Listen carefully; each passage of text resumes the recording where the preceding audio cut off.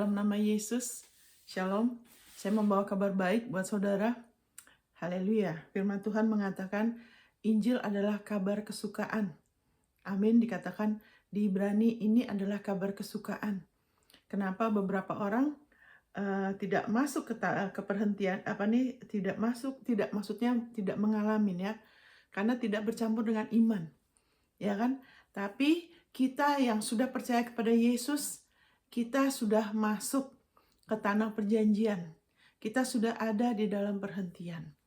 Ya, di dalam nama Yesus saya berdoa untuk saudara semua yang mendengarkan ini, supaya mata hati saudara diterangin, dan Tuhan memberikan saudara roh hikmat dan wahyu, untuk saudara lebih lagi dibukakan mengenai warisan saudara. Amin, saudara. Harapan apa yang terkandung dalam panggilan dia. Nah, tidak semua saudara dipanggil untuk pelayanin ya sebagai 5 jawatan. Tapi kita semua punya panggilan dalam hidup kita. Bukan hanya untuk pelayanan. Ya kan? Ada yang dipanggil untuk bisnis, ada yang dipanggil untuk pemerintah. Banyak sekali ya kasih karunia Allah. Tapi sekarang hari ini kita bicara mengenai perhentian. Haleluya, mengenai sabat, mengenai warisan kita di dalam Kristus, saudara. Ya, sekarang ini yang jadi hal yang menantang ialah apa? Kadang orang mungkin pernah dengar ya, oh iya Tuhan sudah berkatin semua, Tuhan sudah siapkan semua. Oke, mana Tuhan? Terus berdasarkan apa? Ya kan? Berdasarkan apa? Kita pasti bisa menerima, kita pasti bisa mengalami berdasarkan apa? Ya kan? Nah, kita lihat dari ayat-ayatnya, Saudara. Ya, sayang di bahasa Indonesia tidak diterjemahkan sebagai warisan. Padahal harusnya yang di Efesus 1 ya kan dikatakan doa pewahyuan kan ayat 17 sampai 19 itu cuma diterjemahkan sebagai bagian yang ditentukan. Tapi bahasa Inggrisnya lebih tepat, lebih akurat ya secara konteks juga, bahwa itu adalah bicara mengenai warisan. Amin, bicara mengenai warisan. Kenapa sekarang Tuhan sedang memulihkan tubuh Kristus untuk lebih sering perjamuan kudus? Kembali lagi perjamuan kudus yang benar dengan cara yang layak untuk memberitakan kematian Tuhan. Kenapa? Karena di dalam kematian dia sudah meninggalkan warisan untuk kita. Dan kita perlu warisan itu sekarang di bumi. Amin, saudara. Haleluya. Thank you, Lord Jesus. Puji Tuhan. Saudara sudah lahir baru ya, saudara bisa punya kapasitas untuk menerima. Ya, kita langsung saja karena warisan itu, saudara, itu berdasarkan harus ada legalitasnya dan itu berdasarkan keturunan. Ya kan, garis keturunan. Ya kan, kalau tidak ada bukti, seseorang tidak bisa mengklaim warisannya. Harus ada bukti. Ya kan? Makanya untuk dikatakan bagian yang ditentukan itu tidak jelas. Tapi kalau warisan itu jelas, ada dasar legalitasnya. Amin, saudara. Haleluya. Thank you Lord Jesus ya. Jadi salah satunya yang meneguhkan saudara hari ini supaya saudara lebih lagi diteguhkan dari firman-Nya. Apa yang firman Tuhan katakan mengenai siapa saudara. Sehingga saudara ada keteguhan untuk bisa lebih lagi bangkit dan mengalami warisan saudara. Ya kan? Saya bacakan di sini ya dari Roma 8. Apa yang firman Tuhan katakan mengenai saudara, jati diri saudara ya. Thank you Lord Jesus ya. Haleluya. Kita langsung aja ke ayat 14 ya, Roma 8 ayat 14, ayat satunya bilang, tidak ada penghukuman untuk kita yang berada dalam Kristus. Karena kita yang sudah percaya kepada Kristus, kita sudah dilahirkan kembali, kita sudah jadi satu sama Kristus. Kristus kan tidak lagi bisa dihukum. Demikian juga kita, tubuhnya. Tidak ada lagi penghukuman untuk kita yang berada dalam Kristus. Hukum roh kehidupan sudah memerdekakan kita dari hukum dosa dan hukum maut. Ya, sekarang kita bicara mengenai dasar kita, dasar warisan kita. Ya kan, salah satunya juga berkat Abraham. Kita baca sini ayat 14. Kira semua orang yang dipimpin roh Allah adalah anak Allah. Semua orang yang dipimpin oleh roh Allah adalah anak Allah. Anak Allah. Sebab kamu tidak menerima roh perbudakan yang membuat kamu menjadi takut lagi. Tetapi kamu telah menerima roh yang menjadikan kamu anak Allah. Oleh roh itu kita berseru, ya Aba, ya Bapa. Haleluya. Roh itu bersaksi bersama-sama dengan roh kita bahwa kita adalah anak-anak Allah. Haleluya. Ya, di dalam nama Yesus saya percaya Roh Kudus bekerja untuk membukakan mata hati saudara, karena ada frase-frase agamawi ya, yang membuat seolah-olah itu tidak ada kuasanya. Ya anak Tuhan, ya frase anak Tuhan. Ya kan? Tapi sikapnya tidak seperti anak Tuhan. Yaitu apa? Tidak seperti belum punya bapak. Selalu khawatir, takut terus masa depan, takut hidupnya, takut ini, takut itu. Ya kan? Seperti anak yatim. Makanya di dalam nama Yesus biarlah ini semua kita jangan dengar dengan satu kesadaran, oh saya udah tahu, saya udah pernah dengar. Jangan saudara. Saudara percaya. Saudara teguhkan diri saudara, dan biarlah ayat-ayat ini ada di dalam diri saudara sehingga jiwa saudara lebih lagi menjadi lebih makmur. Jiwa saudara semakin lebih utuh. Amin saudara. Karena pengenalan kita akan Bapa dan Putranya, karena ini semua dari Allah. Dari Allah, Dia yang telah menjadikan kita, ya kan, ahli warisnya. Dia yang menjadikan kita. Bukan diri kita sendiri, bukan manusia. Dia yang telah menjadikan kita ahli warisnya. Bayangin saudara, ahli warisnya. Ya kan? Dan haleluya, semua orang yang dipimpin roh Allah adalah anak Allah. Ya kan? Kenapa kita disebut anak Allah? Karena juga 1 Yohanes 5 ayat 1, siapa yang percaya Yesus adalah Kristus, haleluya, lahir dari Allah. Saudara lahir dari Allah. Roh saudara, hati saudara lahir dari Allah. Saudara punya hati yang seperti Allah.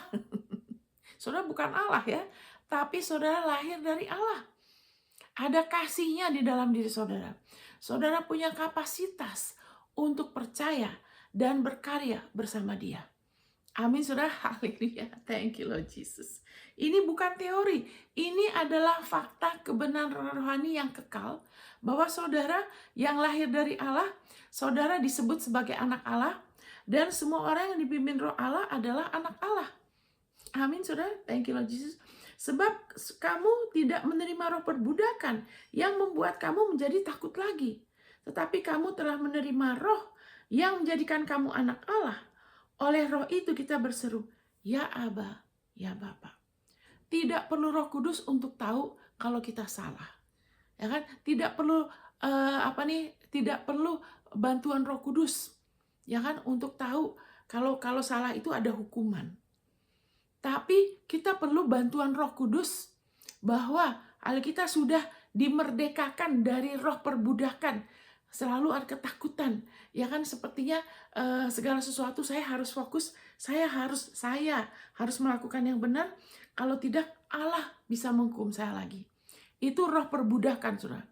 Itu roh perbudakan yang sempat dulu waktu kita, ya kan, waktu kita belum lahir kembali, kita seperti itu. Tapi sekarang kita tidak lagi dikuasai itu. Ini kenapa dibilangin begitu? Karena dulu orang Israel masih berada di bawah hukum Taurat yang membuat orang selalu takut. Ya kan? Karena walaupun sudah ada perjanjian, tapi karena perantaranya itu tidak sempurna dan tidak kekal. Ya kan? Bukannya Tuhan Yesus. Ya waktu itu bukan Tuhan Yesus, belum ya. Sehingga karena perantaranya tuh imam besarnya tidak sempurna. Imam-imamnya juga tidak sempurna. Persembahannya bisa oke, bisa tidak. Itu sebabnya selalu tidak pernah ada damai yang tinggal.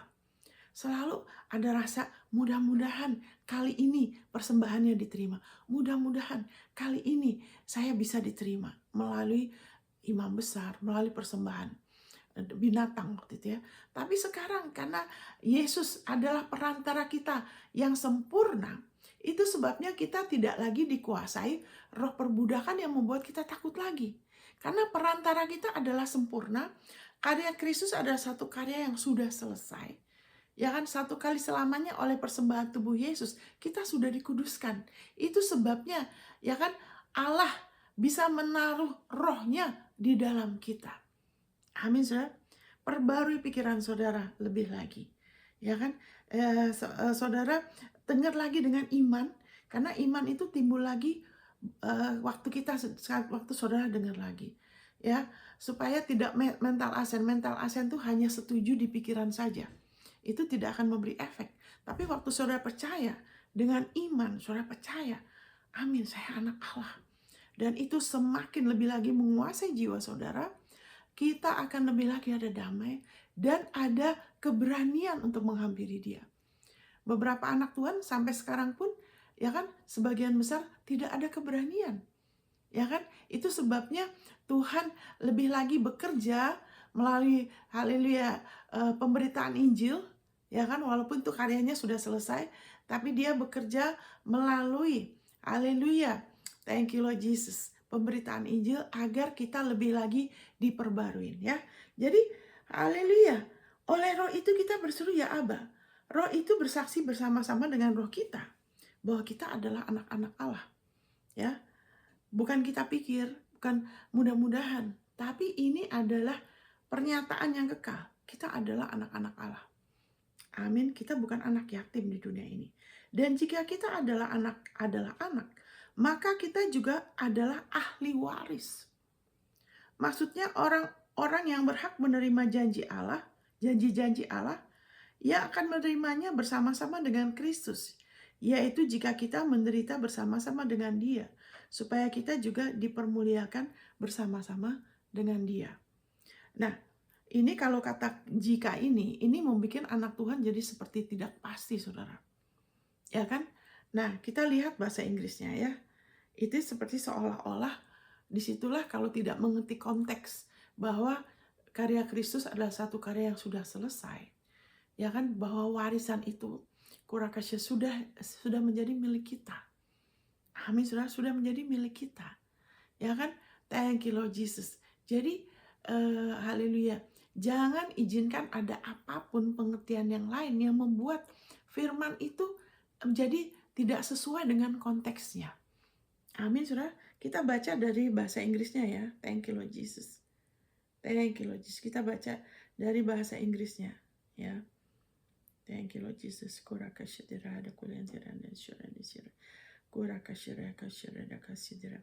Ya, thank you Lord Jesus. Haleluya.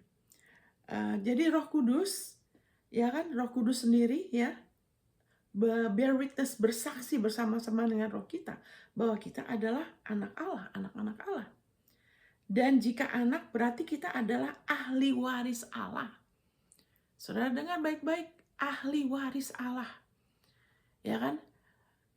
Saya berdoa supaya saudara mau bangkit dan mau lebih lagi terbuka dan memanfaatkan warisan saudara.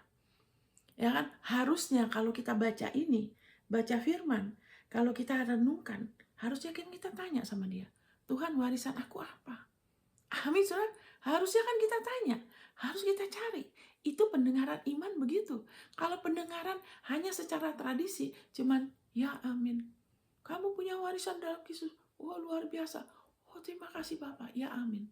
Terus sudah gitu, kita tidak melakukan apa-apa. Berarti apa? Itu bukan pendengaran iman. Itu kita hanya sebatas pikiran, saudara. Supaya ini memberi efek untuk saudara dan saya, karena ini nyata, ini memang benar ada. Karya Yesus adalah karya yang sudah selesai. Itu sebabnya saudara lahir baru. Kenapa saudara bisa lahir baru? Itu dahsyat sekali, transformasi. Kenapa? Karena karya Yesus adalah satu karya yang nyata, yang sudah selesai. Dan itu ada di alam roh dan itu kekal. Dan saudara sudah mulai mengalami, waktu saudara terima Yesus sebagai juru selamat, saudara mengalami transformasi yang luar biasa. Tapi puji Tuhan, saudara bukan hanya lahir baru terus tunggu nanti di surga. Tunggu nanti di surga. Kalau di surga nanti tidak ada penyakit, tidak ada masalah, tidak ada bencana. Tidak, saudara. Saudara adalah anak Allah sekarang. Saudara punya warisan.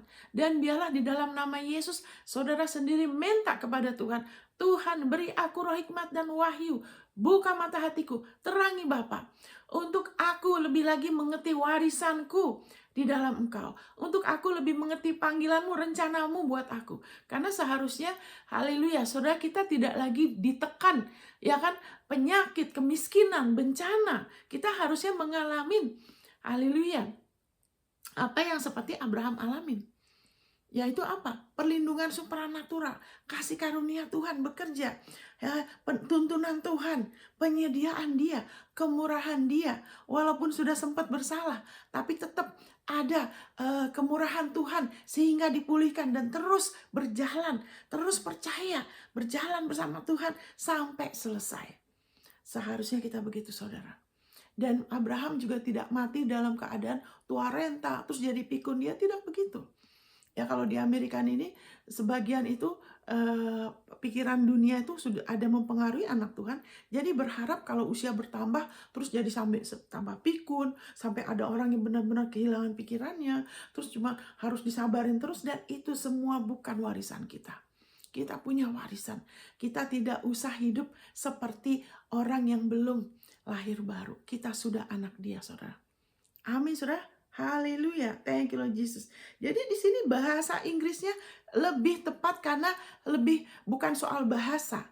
Ya kan, penerjemahannya lebih detail, lebih akurat karena sesuai dengan konteksnya. Karena ada ayat lain yang mengatakan bahwa kita bukan hanya ahli waris bersama dengan Kristus, tapi kita adalah ahli waris Allah loh. Saudara tahu nggak apa artinya ahli waris Allah? Harusnya kalau saudara dengar dengan iman, buang ini tradisi agamawi, kebiasaan dengar firman, terus lupa. Ya kan, terus tidak kasih respon. Karena iman itu kasih respon. Kenapa saudara lahir baru? Karena saudara kasih respon. Secara pribadi saudara terima dan saudara mengaku. Bagaimana supaya warisan kita di dalam Kristus makin nyata, sehingga kita tidak lagi dijarah, ya kan, dicuri, dijarah oleh iblis. Tapi kita semakin mengalami kemerdekaan Dia, yaitu kita kasih respon. Kita secara pribadi, kita bukan hanya bilang amin terus kita lupa. Tapi kita mulai, ya kan, selaraskan kepercayaan kita, pengharapan kita, pikiran kita. Kita lebih lagi, ya kan, mau pakai waktu, memprioritaskan kerajaan Dia. Untuk kita mau jadi murid, saudara. Karena Tuhan Yesus bilang, beritakan Injil ke seluruh dunia, ya kan, Injil damai sejahtera. Haleluya, Injil kerajaan Allah, ya kan, bukan Injil yang lain, ya kan. Dan Dia katakan apa? Ajarkan segala sesuatu. Kita perlu, haleluya, setelah kita lahir baru kita perlu jadi murid. Kenapa? Supaya kita terus-menerus di dalam kebenaran Dia, dan kita tahu secara pribadi bukan lagi apa kata pendeta si A, si B, si B, tidak. Tapi kita sendiri lihat kepada firman-Nya, kita sendiri mengizinkan firman-Nya mengubahkan kita, mengubahkan cara pikir kita, ya kan, cara bagaimana kita memandang diri kita. Kita nggak lagi melihat diri kita sebagai lemah terus, ya kan, sebagai yang tidak berdaya, ya kan, oh saya tidak punya pendidikan, atau kita jadi pakai kekuatan sendiri, oh saya bisa. Tidak, kita melihat diri kita yang sebenarnya sesuai firman-Nya, bahwa kita adalah anak Allah. Amin, kita ahli waris Allah. Jadi kalau itu belum dinyatakan, minta Roh Kudus. Roh Kudus, bukakan mata hati saya. Firman mengatakan, saya anak Allah, buka mata hati saya, terangi saya lebih lagi. Amin, saudara, bahwa kita bukan lagi anak yatim, ya. Haleluya. Dan di sini bahasa Inggrisnya ini nanti saya bawa saudara kepada Galatia 3, karena di bahasa Indonesia tidak bilang gitu. Di bahasa Indonesia kadang-kadang orang yang terjemahkan itu mungkin belum dapat pewahyuan yang cukup, sehingga kadang-kadang terjemahan itu seperti orang tuh takut menyalahgunakan gitu loh. Ya kan, saudara, kalau anak Tuhan belum sadar bahwa kita tuh ciptaan baru, bahwa ciptaan baru kita tuh begitu canggih, begitu hebat, lebih besar daripada kesalahannya Adam, lebih hebat daripada manusia lama kita. Selalu ada kecenderungan mau tambah lagi dengan hukum Taurat, mau kontrol lagi, jangan sampai salah ya, jangan sampai salah, begitu saudara. Padahal kita semua mampu, ya kan, ciptaan baru kita mampu untuk kita mengatasin kelemahan tubuh, kelemahan daging. Kita semua sudah ada kemampuan dalam diri kita. Makanya kadang-kadang terjemahan itu selalu ada tambahin sesuatu untuk ada takut jangan sampai disalahgunakan. Percaya kepada karya Kristus. Lebih percaya kepada karya Kristus, kepada darahnya, daripada kesalahannya Adam, saudara.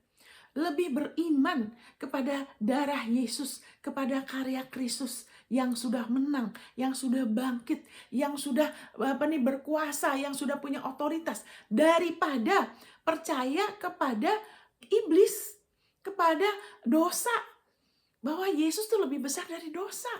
Karya Kristus lebih hebat dari dosa, daripada kesalahan manusia, daripada kelemahan manusia.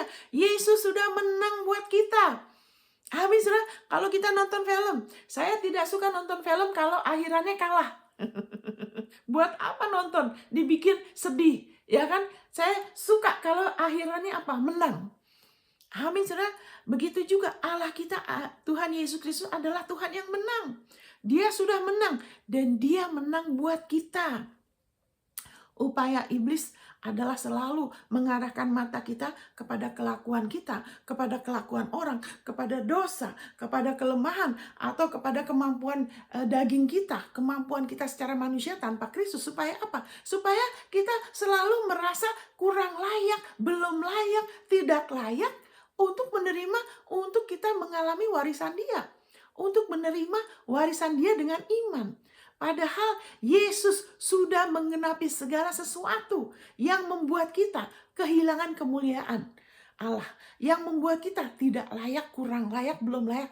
Yesus sudah selesaikan. Firman-Nya mengatakan bahwa Yesus sudah diserahkan bagi pelanggaran kita. Dia sudah dibangkitkan. Bukan sebagai anak Allah dia dibangkitkan. Bukan karena dia anak Allah, tapi untuk pembenaran kita. Untuk kita diperhitungkan sebagai benar, sebagai layak di hadapan Allah. Haleluya. Yang sudah memberikan kepada kita warisannya. Haleluya. Itu sebabnya firman Tuhan mengatakan, biar matamu terus ya kepada Yesus. Itu sebabnya Yesus bilang, kalau kamu ada beban, ada sesuatu yang kamu bikin kamu tidak layak, kurang, kamu datang sama aku. Serahkan beban itu ke aku dan belajar akan aku. Pakai kuknya aku. Kuknya dia apa? Kuknya dia tidak susah. Bertekun aja dalam firman. Nggak susah kan, saudara? Daripada tidak bertekun terus mengalami keruwetan, itu lebih susah. Makanya dia bilang kuknya aku mudah. Karena waktu kita mengalami kemerdekaan, kita diluputkan, kita dilindungin. Karena Abraham itu tidak rumit loh hidupnya. Walaupun dia ada tantangan kan, tapi dia tidak serumit, ya kan, maksudnya tidak serumit, tidak rumit seperti Daud. Karena Daud itu akhirnya Tuhan bilang apa? Kamu nggak bisa, bait Allah nggak bisa, kamu terlalu banyak perang.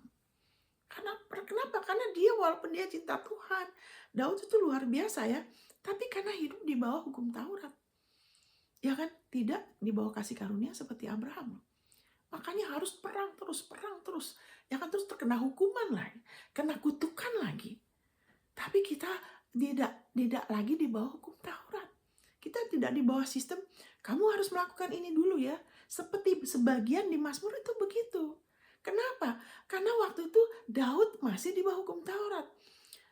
Sebagian Mazmur itu kita harus tahu, kita harus lihat dari kacamata perjanjian baru.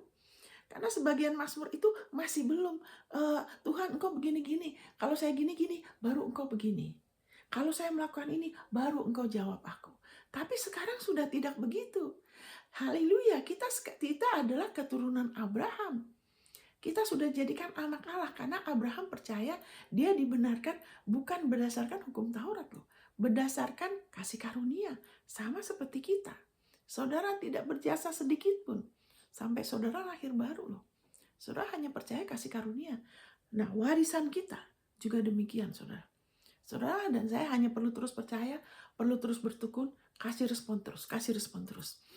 Kalau kita terus kasih respon secara pribadi, kita nggak lagi puas hanya dengar dari kata orang, ya kan? Tapi kita sendiri kita mulai mau jadi murid, ya kan? Mau mengizinkan, ya kan? Kita bersekutu pribadi sama dia. Murid, ya kata murid itu sayangnya kalau orang dengar kata murid itu cuma pikir belajar teori. Firman itu kalau kita murid itu seperti Tuhan Yesus nggak duduk mereka cuma catat-catat loh.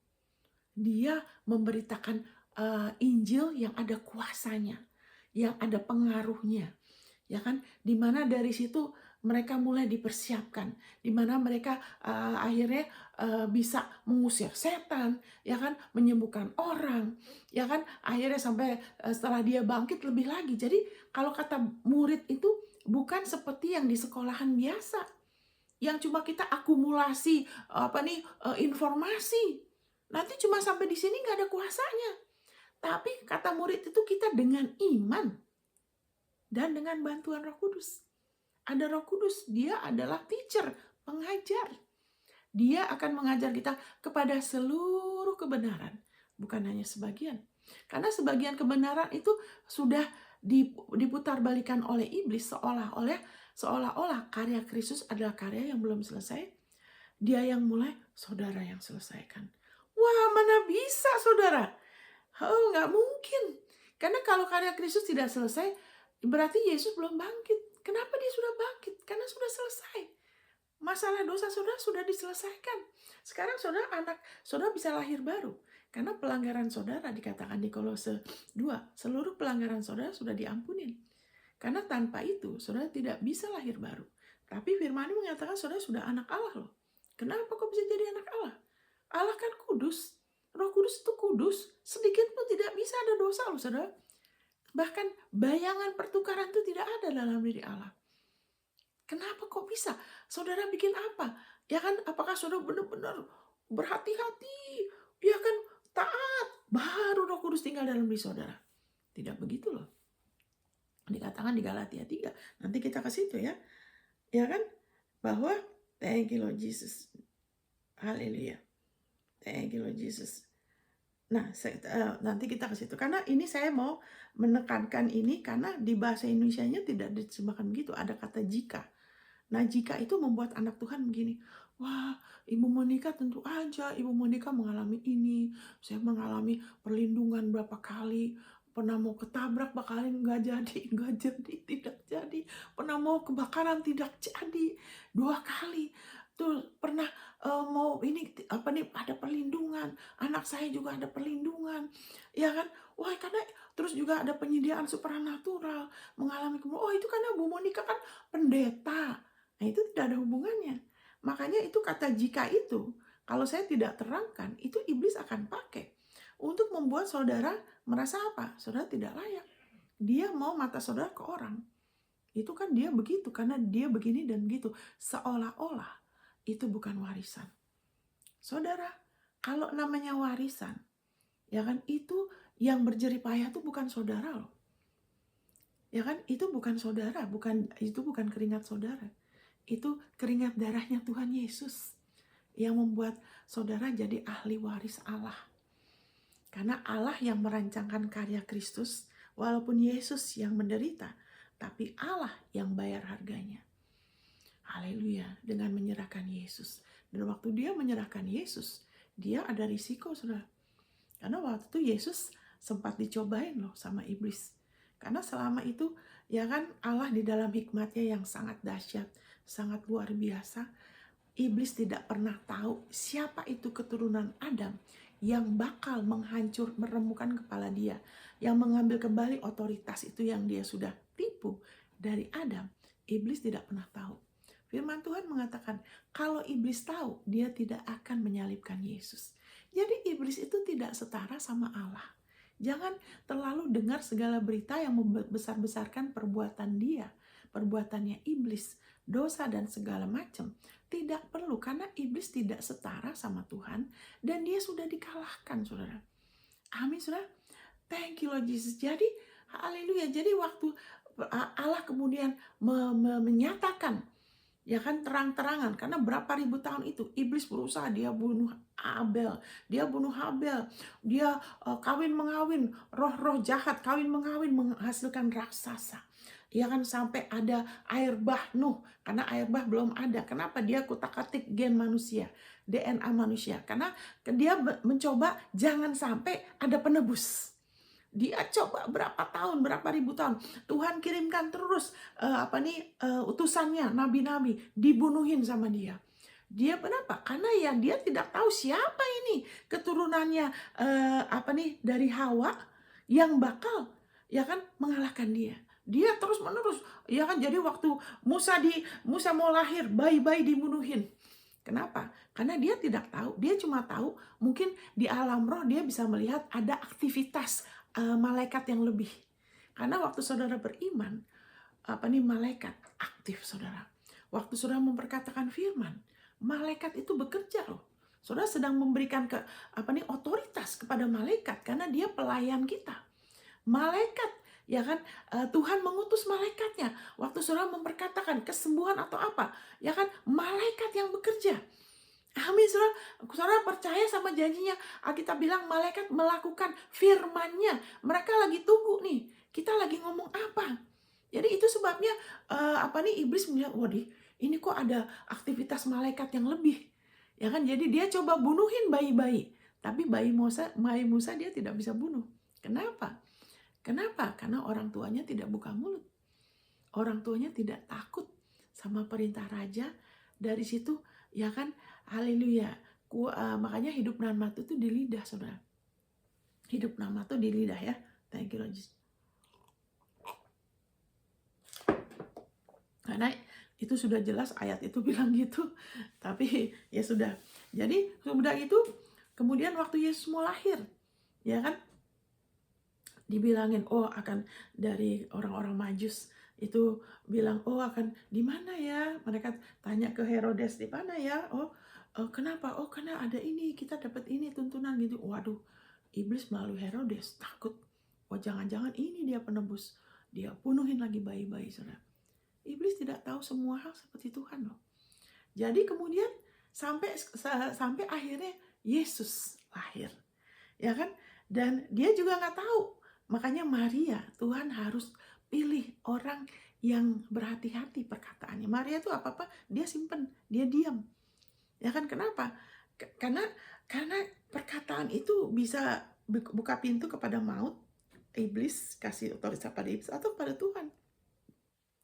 Jadi, haleluya, itu sebabnya kita harus sadar, kita punya kuasa luar biasa loh. Jangan mau ditipu iblis. Bukan di luar ini yang punya masalah, apa yang kita percaya dan mulut kita. Anyway, akhirnya setelah itu, waktu Yesus dibaptis, nah Tuhan bilang, ini anakku yang kukasihin. Ya kan, aku berkenan akan dia. Nah, dari situ iblis tahu, ini dia yang bakal meremukkan kepala saya. Nah, dia gak bisa bunuh Yesus. Kenapa? Karena Yesus tidak ada dosa. Tidak bisa jamah Yesus. Amin, saudara. Yesus tidak cari kehormatan dirinya. Yesus tidak punya agenda sendiri. Dia melakukan apa Bapaknya suruh. Yesus selalu panggil Bapaknya tuh Abah, Bapak. Saudara adalah anak Allah loh. Belajar panggil dia Abah, Bapak. Seperti Yesus. Sampai iblis tahu gitu, apa yang iblis lakukan? Dia tawarin Yesus. Makanya Allah Bapa kita membayar harga yang sangat mahal untuk menebus saudara. Saudara tidak ditebus oleh emas dan perak. Kita tidak perlu kejar kemakmuran kemakmuran materi untuk pakai sebagai jati diri kita. Jangan. Kemakmuran materi itu satu bagian dari berkat Dia. Tapi itu bukan jati diri kita. Karena kita lebih mahal. Darah Yesus lebih mahal dari segala bumi ini dan segala isinya. Darah Yesus itu lebih mahal. Saudara tuh mahal. Saudara tidak murah. Allah Bapa bayar harga yang sangat mahal untuk dapat saudara lagi loh. Saudara, nilai saudara tuh tidak ditentukan oleh pendidikan saudara, prestasi saudara, rupa saudara, harta saudara, saudara punya, saudara tidak, juga kelakuan saudara, tidak. Yang menaruh harga atas saudara itu Allah Bapa. Manusia tidak bisa, jangan terima harga dari manusia. Itu tidak ada artinya. Penghargaan, harga yang Allah Bapa taruh untuk saudara, itu yang benar. Dan itu yang kekal. Ya kan, saudara terima itu. Saudara bersyukur bahwa di mata Allah, saudara seharga Yesus. Allah itu bukan Allah yang bodoh. Dia tidak akan waste, waste itu menyia-nyiakan. Kalau saudara dan saya, kita tidak seharga Yesus, Allah gak akan kasih Yesus, ngapain? Ya kan, itu kan seperti menyia-nyiakan. Tidak, dia tahu sekali, dia tahu persis. Saudara tuh punya nilai yang luar biasa. Dan kita makanya dikatakan hormati semua orang. Kaya, miskin, tua, muda, hormatin. Jangan menghargai orang yang lebih menghargai orang yang wah, kalau kaya, kalau apa, wah kita bilang jangan. Kenapa? Karena di mata Allah, Yesus mati buat semua orang loh. Menghargai mereka sebagai manusia. Tahu nilai dirinya. Karena kita juga tahu nilai diri kita di hadapan Dia. Amin, saudara. Puji Tuhan ya. Jadi Allah Bapa bayar harga yang sangat mahal untuk menebus saudara. Karena waktu Yesus dicobai, Dia bisa loh. Dia bisa milih. Ya, aku mau kemuliaan dunia. Semuanya itu jadi berantakan, jadi hancur, saudara. Kita nggak ada. Tapi puji Tuhan, Dia memilih untuk salib. Dia memilih menanggung kehinaan saudara dan saya. Ya kan? Dia menanggung rasa malu itu. Kita akan pernah malu ya. Apakah malu apapun saya nggak tahu. Ya kan, mungkin orang tua ya kalau marahin, jangan bikin malu, jangan bikin, ada rasa malu manusia. Ya kan, dimana kalau nggak ada yang dibanggakan terus rasa malu. Apakah rupanya, apakah pendidikannya, apakah keuangannya, apakah kurang, saya harusnya begini, dan itu ada rasa malu. Tapi Yesus sudah tanggung itu rasa malu. Di atas salib Dia sudah dipermalukan, Dia sudah ditelanjangin, Dia sudah jadi miskin, saudara. Untuk siapa? Untuk saudara dan saya loh. Amin. Untuk saudara dan saya. Dia sih nggak perlu. Dia dari sononya sudah hebat, sudah canggih. Dia sudah luar biasa. Tapi Dia menanggung itu semua untuk saudara dan saya loh. Kenapa? Dia susah-susah menanggung, mengabaikan kehinaan. Karena Dia mengasihi saudara. Alkitab bilang untuk sukacita di depan Dia. Dia bisa melihat, wow, ini saudara selamat, saya selamat. Ada banyak yang tidak ikut iblis masuk ke dalam lautan api menderita selama-lamanya. Ada banyak yang diselamatkan. Sukacita itu yang memberi dia kekuatan. Kasihnya, ya kan, dia percaya Bapaknya mengasihi dia, Allah Bapa, dia mengasihi Bapa, dan dia mengasihi saudara dan saya. Wow, terima kasih. Wow, saudara renungkan. Oh, terima kasih Bapak. Orang-orang mungkin ada yang memperlakukan kita bagaimana, tapi Allah tidak begitu sama kita. Dia konsisten. Ya kan, kita lagi merasa kita dikasihi, kita lagi happy, kurang happy, lagi gimana pun, Dia tetap kasihnya sama. Karena Allah itu konsisten. Dia nggak berubah-ubah. Kitanya, respon kita yang suka berubah-ubah. Kalau Allah tuh nggak bisa dimanipulasi. Amin, saudara. Allah tidak perlu dibujuk untuk mengasihi kita. Dia sudah memutuskan untuk mengasihi kita. Dan Dia akan terus mengasihi kita. Amin, saudara. Thank you, Lord Jesus. Haleluya, puji Tuhan. Jadi di sini tadi konteksnya, haleluya, ya kan, sayang diterjemahkan, jika kamu menderita sama Kristus, baru kamu jadi ahli waris. Nah, saudara, padahal harusnya itu ada dua di sini, ya kan? Jika kamu adalah anak, maka kamu adalah ahli waris Allah. Ahli waris Allah, saudara. Amin. Ahli waris Allah dan kenapa saya bilang itu? Karena di bahasa Indonesia tidak disebut dan loh. Kamu harus menderita dulu nih, baru Allah kasih. Itu tidak begitu ya saudara ya. Itu tidak begitu. Ingat, kita keturunan Abraham. Abraham tidak pernah mengalami bencana. Abraham terus-menerus mengalami kasih karunia Allah. Kenapa? Karena dia terus-menerus percaya. Dia dibenarkan bukan berdasarkan perbuatan jeripayahnya dia.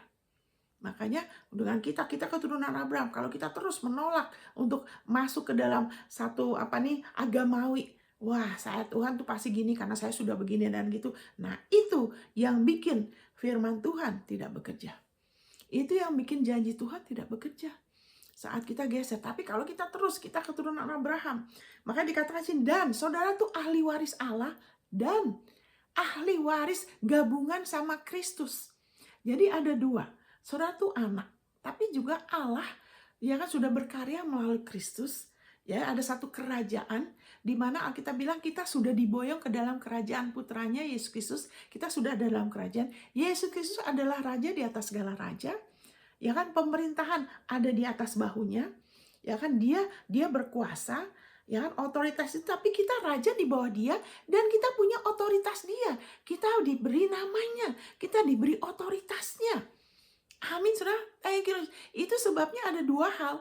Kita ahli waris Allah dan juga ahli waris bersama dengan Kristus. Maksudnya apa? Kalau kita sebagai anak Allah, kita bukan hanya pasif ya. Yang penting aku udah lahir baru. Aku tuh santai-santai aja deh. Yang penting sesekali melayanin, ya kan? Yang penting kan nanti aku masuk surga. Mau apa lagi? Hidup ini nggak usah terlalu nggak usah terlalu fanatik. Ada yang begitu, saudara. Tapi ada juga yang mau bertumbuh, yang mau lebih lagi membuka hati, mau lebih lagi mengenal dia, mau cari dia, ya kan? Mau lebih lagi intim sama dia, mau lebih lagi terima. Nah, yang begitu, yang mau menerima kelimpahan kasih karunia dan anugerah kebenaran akan berkuasa dan memerintah bersama satu orang, Yesus Kristus. Itu Roma 5 ayat 17. Mau memerintah dan ahli waris dengan Kristus jika kita menderita bersama dia. Menderitanya apa? Bukan menderita kutukan loh ya.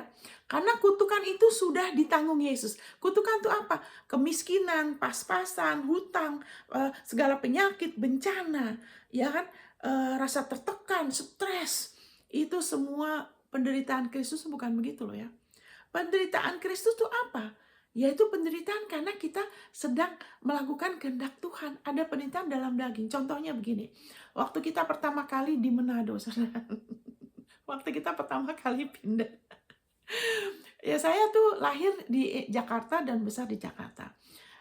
Kita tinggal di pusat kota ya. Jadi waktu kita pertama kali ke sana, terus kita berapa lama kita kontrak rumah. Rumahnya sih bagus.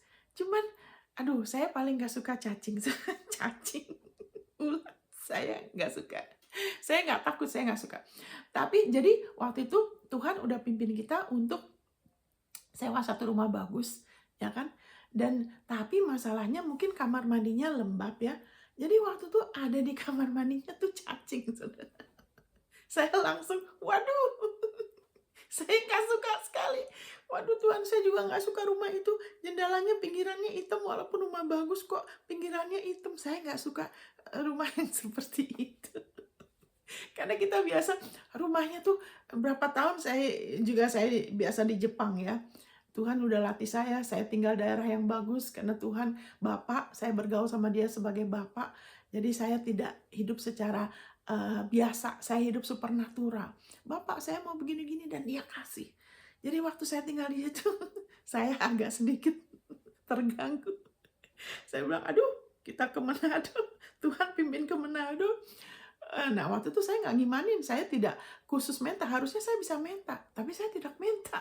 Salah saya. Tapi Tuhan baik ya, Tuhan baik. Kemudian, waduh ini begini, terus saya menangis, terus saya bilang sama suami saya, waduh kita pindah aja deh dari sini. Ini kita bicara mengenai penderitaan Kristus loh. Di jiwa dimana kita dicobain untuk pakai kekuatan sendiri, ya kan, untuk berselisih mungkin, untuk kita membela diri. Nah itu penderitaan Kristus ya, karena melakukan yang benar. Jadi suami saya bilang, oh nggak bisa, Tuhan tuntun saya untuk kita di sini buka persekutuan. Ya kan, dari situ akan jadi gereja ya. Jadi ya udah saya diem. Saya diem, Tuhan bujuk saya, saudara. Tuhan bilang ini, kamu sabar ya, nanti saya kasih kamu tempat yang kamu suka. Wow, itu Bapak kita begitu, saudara. Dia bukan agamawi yang, wah apa itu? Itu daging itu, nggak penting. Pokoknya dalam melayani apa aja. Itu dia tidak begitu loh. Dia Bapak loh, saudara. Makanya bergaul sama dia sebagai Bapak. Dia bukan Bapak yang keras. Orang-orang yang tidak mengerti, orang agamawi melihat dia sebagai keras. Orang ahli Taurat, ya kan, orang Farisi itu begitu. Makanya cuman rajinnya dari luar beribadah, tapi tidak mengerti hatinya Bapak. Jadinya legalistik, kaku. Ya kan? Jadi tidak ada kurang belas kasihan. Ya kan? Lebih menuntut. Kenapa? Karena tidak mengenal dia secara pribadi. Jadi waktu itu dia bilang dia hibur saya loh. Dia bilang nanti ya saya kasih kamu rumah yang kamu suka. Ya kan, jadi saya lupa. Makanya Alkitab bilang, ya kan, kamu harus hati-hati mendengarkan dengan teliti, Ibrani pasal 2. Apa yang sudah kamu dengar supaya kamu Jangan hanya terbawa arus tuh maksudnya apa? Kayak waktu itu saya terbawa arus kenapa? Saya kan sudah pernah mengalami. Harusnya saya bisa minta loh kalau saya mau. Tapi saya lupa. Kenapa? Karena saya tidak dengar lagi. Saya tidak dengar lagi firman yang sudah saya pernah dengar. Jadi saya lupa minta. Saya tidak minta yang buat saya itu penting. Padahal Tuhan kalau saya minta, dia bisa kasih. Dia mau kasih, saudara. Dia nggak mungkin. Karena firmannya bilang dia memberikan kerinduan hati kita sebagai orang benar. Ya kan? Jadi kalau kita pikir oh saya sudah tahu, saya sudah pernah dengar, nanti saudara itu kalau Alkitab bilang tuh drift itu jadi bergeser. Ya kan? Sudah pernah mengalami turun lagi. Kita jangan hidup di masa lalu, saudara. Saya pernah mengalami hal-hal yang luar biasa, tapi itu nggak bisa dari situ jadi patokan. Ya kan? Saya nggak bisa mengandalkan pengalaman indah yang saya pernah alamin. Saudara juga ada, itu sudah lewat. Tuhan mau kita terus bertumbuh, sama seperti anak kita kan. Kita mau anak kita bertumbuh kan. Kita nggak mau anak kita sekolah terus, tapi nggak pernah lulus-lulus. Kita mau anak kita bertumbuh. Jadi di sini dikatakan penderitaan Kristus tuh penderitaan waktu kita pakai kuknya dia, sama seperti Paulus. Ya kan? Nah, kalau Paulus itu memang dahsyat sekali ya. Nah, kita bukan kita keturunan Abraham lah. Kalau Paulus tuh memang dia kan punya pewahyuannya dahsyat ya, pernah terapung di laut. Saudara dan saya mungkin kita nggak mengalami itu ya. Karena pewahyuan itu dia sudah terima. Tapi Abraham ada penderitaan loh. Kenapa? Karena waktu kita mulai ikut apa yang Tuhan mau, ya kan, kita mulai berpikir beda dengan orang kebanyakan. Orang bisa salah mengerti kita. Ya kita bisa disangka sombong, kayak Daud juga sempat waktu dia beriman. Orang kadang-kadang tidak mengerti kalau kita beriman itu kita jadi orang yang berani, bukan gegabah ya. Bukan berani dari daging, bukan berani dari percaya diri, tapi berani karena dipimpin. Tetapi orang yang nggak mengerti, dibilangnya kita sombong loh. Padahal bukan kayak Daud. Apa ini gue lihat kurang ajar. Kamu berani menginikan tentaranya Tuhan, biar hari ini kepala kamu kamu jadi makanan burung dan sebagainya. Dia ngomong itu bukan karena dia sombong, karena Daud bergaul sama Tuhan. Amin, saudara. Jadi kalau kita mau ikut rencana Tuhan, kita nggak bisa berusaha nyenangin orang. Kita tidak bisa mau mengalami warisan kita kalau kita terlalu memikirkan orang pikir apa, berusaha menyenangkan orang, ntar si A, si B, si C. Kita nggak bisa, nanti hidup kita nggak tenang, saudara. Alkitab bilang, kalau kita mau percaya Tuhan, kita jangan mendua pikiran, jangan mendua hati. Jangan punya kepercayaan yang berlawanan. Mau menyenangkan Tuhan dengan iman atau mau menyenangkan orang? Kalau menyenangkan orang, nanti bisa kecewa. Amin, tidak ada upah. Gimana supaya kelihatan baik di mata orang, kelihatan ini itu, nanti nggak ada upah. Ya kan, jangan sampai orang itu marah, wah nggak ada upah, saudara. Tapi kalau kita mau menyenangkan dia, wow, ya kan, ada penderitaan. Yang mau hidup benar akan ada penderitaan. Karena disalah mengerti kayak Abraham waktu dia keluar dari keluarganya, Tuhan bilang keluar dari keluarganya. Beberapa orang tidak mau keluar dari lingkungan keluarganya, lebih memilih belain keluarga. Nanti nggak bisa jadi murid yang sepenuhnya, tidak akan alamin yang terbaik. Tapi kalau kita rela sepenuhnya sama Tuhan, justru kita menjadi berkat buat keluarga kita, menjadi berkat yang terbaik. Ya Abraham juga gitu, jangan pikir orang-orang nggak pikir dia aneh. Saudara tahu nggak, kemarin saya baca di Markus 3, Yesus pernah dikira sama teman-temannya dia sudah tidak waras lagi, saudara. Itu di Markus 3 loh. Saya baca itu saya mau ketawa, saudara. Yesus dianggap dituduh nggak waras, saudara. Saudara pernah baca? Silakan baca di Markus 3. Karena dia terus-menerus orang datang minta disembuhkan, jamah dia sembuh, roh jahat keluar. Wah, begitu sibuk kadang-kadang nggak sempat makan. Teman-temannya dia pikir berusaha untuk nyetop dia, karena dipikir dia nih nggak waras, aneh. Karena tidak seperti orang biasa. Kalau kita mulai berjalan dalam warisan kita, ya akan ada penderitaan di dalam daging. Kalau kita mau berkuasa bersama Yesus, ya kan, akan ada penderitaan. Yaitu apa? Bisa disalah mengerti orang, dianggap aneh, ya kan, nggak masuk di akal. Kayak kita dulu pertama kali kita pindah ke Manado, ya kan, Tuhan di dalam hikmatnya, Ya kan, ada teman saya bukan orang Manado, dia tiba-tiba telepon saya, kenal saya di Jepang, dia tiba-tiba telepon saya, dia bukan orang Manado. Kenapa? Tuhan dengan berbahasa roh, percaya rencana Tuhan. Ya kan, suami saya terus berdoa bahasa roh, saya juga percaya rencana Tuhan. Kok tiba-tiba dia telepon orang Bitung. Jadi waktu bilang, tolong ya Hen, apa nih, kamu ini dong ada hotel, apa nih kita mau ke Manado. Dia carikan yang dekat airport. Nah ini kan nggak masuk di akal. Kenapa yang dekat airport? Sedangkan dari airport ke pusat kota jauh. Tidak masuk di akal. Tapi karena Tuhan punya rencana. Ya kan? Udah gitu, kita sampai berapa minggu di situ, orang pernah mikir gini, kenapa sih kok lama-lama di situ? Ah, kadang makanya dalam kita mau terus berjalan di dalam rencana Tuhan, di dalam anugerahnya, kita mengalami warisan Dia, kita nggak hidup biasa, kita nggak hidup dibatasi umur, dibatasi kemampuan sumber daya manusia, yang lain-lain ya, tapi kita terus buka pintu buat kasih karunia-Nya.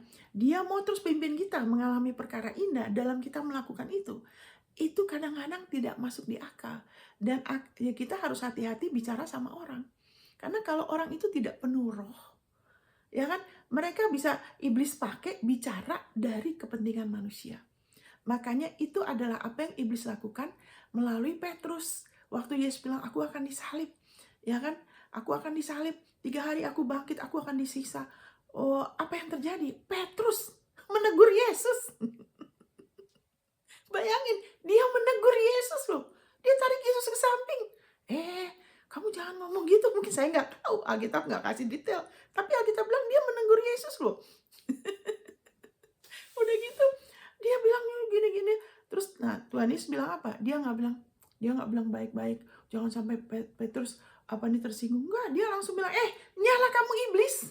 Dia bilang, kamu tuh nggak pikir kepentingan Tuhan, kepentingan manusia aja kamu pikir. Kalau kita mau hidup kepentingan Tuhan, saudara, akan ada kemuliaan, ada kehormatan. Tapi kita harus rela merendahkan diri. Kita harus izinkan firman-Nya jadi patokan. Saudara punya warisan, termasuk jati diri saudara. Kita perlu rela pakai jati diri kita. Saya adalah anak Allah, saya adalah orang benar. Yesus yang tidak mengenal dosa dijadikan dosa agar kita dijadikan kebenaran Allah di dalam Kristus. Dan di dalam segala situasi, saudara berhak untuk mengalami penyediaan Dia. Jalan keluar, solusi, perlindungan, itu terus-menerus loh, saudara. Itu dahsyat. Amin, saudara, seperti Abraham. Jadi Yesus juga mengalami aniaya. Karena Dia bilang, kalau kamu apa yang mereka perbuat sama saya, mereka juga akan perbuat sama kamu. Dan bahkan saudara dia dan mamanya, Ibu Maria, dan adik-adiknya dia, waktu dia lagi sibuk melayani sampai begitu banyak orang berjejal-jejal, gak sempat makan, saking banyaknya. Jadi mamanya dia sama adik-adiknya nunggu di luar. Orang kasih tahu, tuh Yesus, ada mamamu loh di luar sama adik-adikmu. Kenapa? Mereka berusaha menghentikan dia. Udah, karena apa? Mereka mungkin malu. Mereka mungkin ini seperti orang tidak waras. Nyembuhin orang. Ya orang gak ada tangannya bisa keluar. Orang yang gak ada biji matanya bisa keluar. Orang yang buta bisa keluar. Waduh, gak pernah terjadi, saudara. Makanya mereka pikir ini aneh. Tapi aneh yang bagus. Amin, saudara.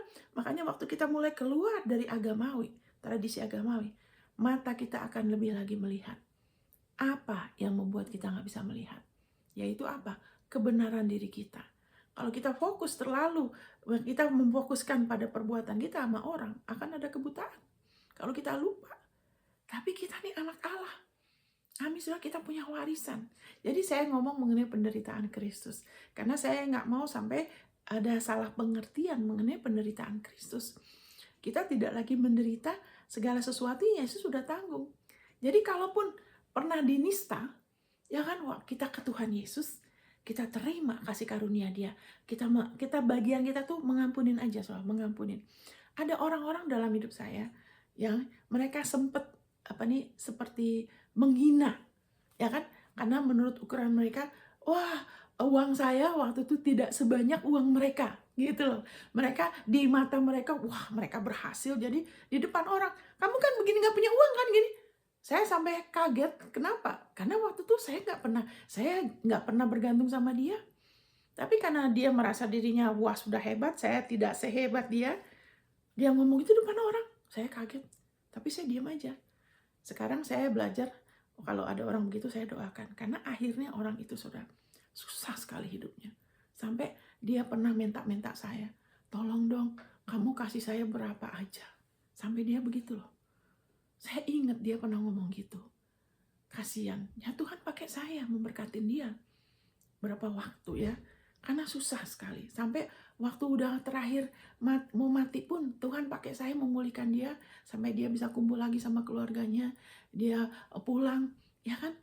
Tapi saya ingat, oh iya ya, berarti apa nih kita perlu mendoakan orang yang menghina kita, salah mengerti akan kita, ya kan. Kita nggak usah sakit hati, orang itu nggak mengerti. Ada lagi satu orang begitu, wah dia, makanya saya bilang, saudara, jangan pakai yang di luar, ya kan, kemakmuran materi atau apa sebagai jati diri kita. Kita ini berharga, supaya kita jangan jatuh dalam kesombongan. Kita nggak usah minder, ya kan, dengan penilaian orang.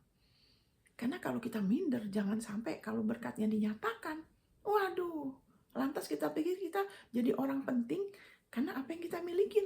Kita ini sudah penting di mata Tuhan. Titik, itu warisan kita.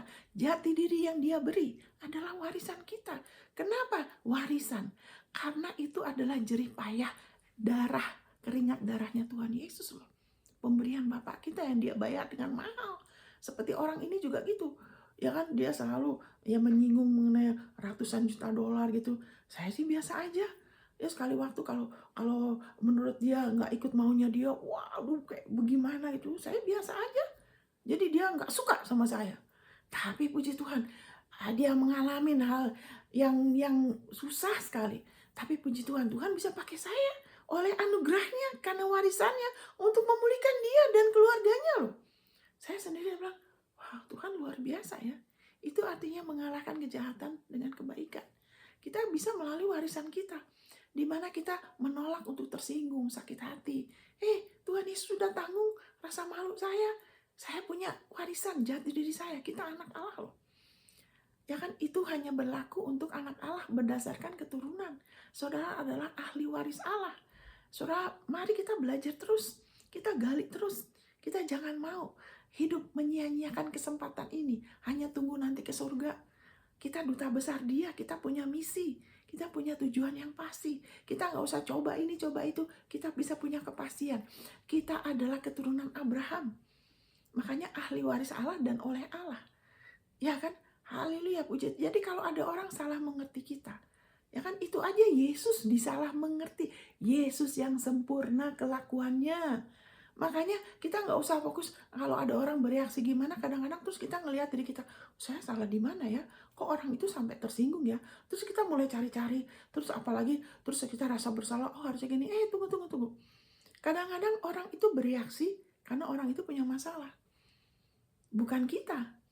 Yesus pun ya pastikan kita memang sedang melakukan yang benar, maksudnya berjalan dengan iman ya.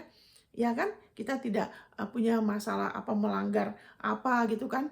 Kita memang biasa ya hidup dengan iman kita biasa, tapi tetap ada orang yang tiba-tiba marah-marah sama kita. Saya juga dulu pernah begitu sama orang, Saudara. Waktu saya belum lahir baru di Jakarta, ada satu pendeta yang kos di rumah saya dan satu orang, saya musuhin dia loh. Saya musuhin dia. Nggak ada alasan, dia tidak salah sama saya loh. Kenapa? Ada roh jahat yang waktu itu menguasain. Saya belum lahir baru ya. Itu roh jahat yang selalu berapa kali coba bunuh saya. Coba curi dari saya. Coba hancurkan hidup saya. Roh jahat itu. Waktu pendeta itu kos di rumah kita di Jakarta. Saya musuhin dia. Tapi puji Tuhan, saya percaya karena itu dia doakan saya juga. Amin. Jadi kalau ada orang musuhin kita, tanda kutip, menghina, menuduh kita sembarangan, kita punya warisan. Doakan orang itu, Saudara. Doakan mereka. Tidak usah balas, belajar nggak usah membela diri. Nggak usah pakai waktu terus posting-posting di Facebook, buang waktu. Kita doakan orang yang tidak mengerti. Karena ada penderitaan kalau kita mau berjalan sesuai dengan tuntunan Tuhan, ada. Itu penderitaan itu ada, tapi bukan lagi kutukan. Dan kita bisa ke Yesus, kita bisa serahkan, kita bisa tetap damai, bisa tetap sukacita. Amin. Cuman saya musuhin mereka, tapi saya tidak pernah ngomong. Saya tidak pernah, saya cuman nggak mau negor mereka. Tapi puji Tuhan, waktu itu saya udah lahir baru, saya sempat ke Indonesia, berapa tahun kemudian, saya sempat kunjungin ini pendeta, dan saya memberkati dia. Amin. Jadi sekarang pelayanan saya, dia juga ada saham. Amin, saudara. Jadi ingat, haleluya. Jadi baiklah saudara renungan, kita punya warisan. Saudara ahli waris Allah dan ahli waris bersama dengan Kristus. Kalau saudara rela terus pakai kuknya dia, belajar akan dia. Saudara tidak ada di di pertigaan di mana ya udahlah nggak enak teman-temanku, nanti teman-temanku pikir apa, saudaraku pimpin, jangan. Ya kan, maksudnya saya nggak bilang jangan, itu terserah saudara. Tapi saudara dan saya, kita bisa milih, saya mau terus sama Tuhan. Karena Yesus sudah bayar harganya, dia yang paling menghargai saya, dia yang paling mengasihi saya, dan saya sudah jadi anak dia, saya ahli waris dia. Wow. Ya sampai di situ dulu saudara baca firman-Nya, saudara mulai ngakuin, saya adalah anak Allah, saya tidak lagi dikuasai roh perbudakan yang membuat saya takut lagi. Haleluya, Abba, Bapa, saya adalah ahli warismu. Nyatakan kepada saya, beri saya roh hikmat dan wahyu. Lebih lagi Bapa. Dan Tuhan Yesus, saya adalah ahli waris gabungan dengan dia. Apa yang Yesus punya, kita juga punya. Yesus punya apa? Ya kan, dia bukan hanya punya seluruh dunia ini aja, saudara. Makanya kerajaan dia tuh tidak ada kekurangan di dalam kerajaan dia. Kerajaan dia tuh bukan kerajaan yang cuma pas-pasan. Kita harus rela terbuka untuk kita bisa menjadi berkat lebih besar. Amin. Haleluya, karena dalam kerajaannya tidak ada kekurangan. Amin, saudara. Tapi dia punya misi, kita punya misi. Ada tujuan, ada tujuan. Jadi saudara ngakuin ayat ini, nanti saya akan bawa lagi di episode berikutnya ya. Karena ini, waduh, sudah 1 jam ini. Saya akan bawa lagi di episode berikutnya. Mari kita belajar terus. Saudara akan mengalami perubahan. Jiwa saudara sudah lebih damai, sudah lebih tenang, kasih karunia lebih mengalir, dan perkara-perkara indah lebih lagi nyatakan dalam diri saudara. Sampai Yesus datang lagi. Ya kan, kita akan sambung di episode berikut. Tuhan memberkati. God bless.